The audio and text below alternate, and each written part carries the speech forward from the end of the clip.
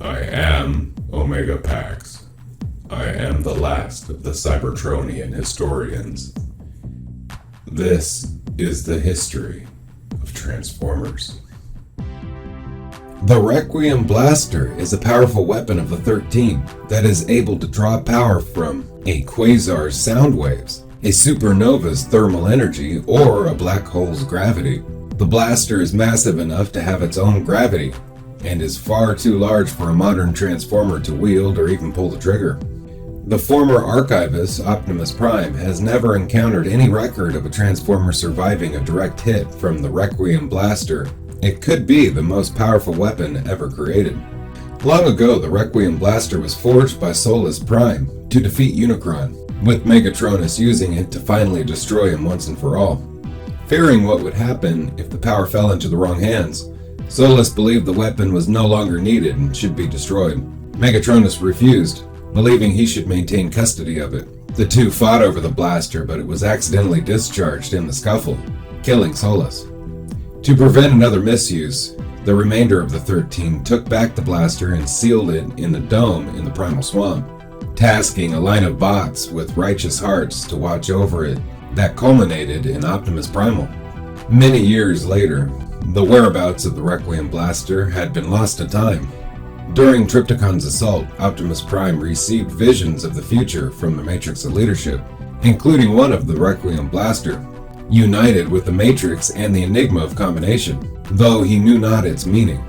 Sometime later, having already obtained the Matrix and the Enigma, Megatronus began searching for the blaster, hoping to unite the three artifacts to create a weapon that could drain the spark from every Transformer, the energy of which would be enough to bring back Solus.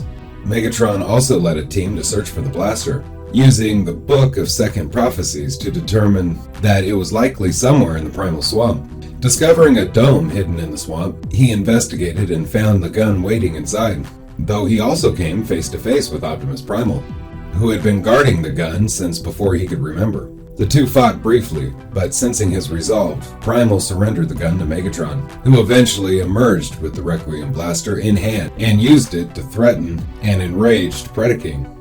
The team later found the hidden location of the Antietam Sanctorum, where an information terminal explained what had happened to the Requiem Blaster in the intervening years. The arrival of Overlord and Rodimus Kron led to a long fight, with Perceptor briefly threatening Overlord with the blaster before dropping it as Rodimus threw Megatron into it. Primal grabbed the gun and attempted to flee the Sanctorum, but ultimately hid in the shadows until the opportunity presented itself, at which point he tossed the blaster to Megatron, who fired it at Overlord. The blast took out both Overlord and a sizable chunk of Cybertron, but their victory was short-lived as Megatronus sensed the blast and appeared to take it away.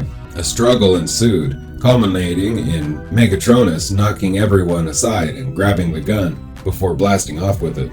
Returning to the Well of Sparks, Megatronus installed the blaster into his doomsday weapon and began siphoning the life force from every Transformer's spark.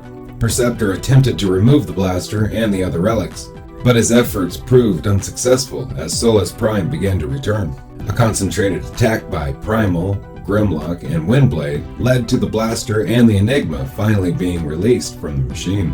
Megatronus attempted to grab him, but was tackled by the heroes. From there, the blaster began rapidly changing hands. Megatronus grabbed it and attempted to shoot the heroes, but it was interrupted by the sudden arrival of Predaking. Megatron prepared to fire it at Solus, but was distracted when Megatronus threw Predaking's now decapitated head.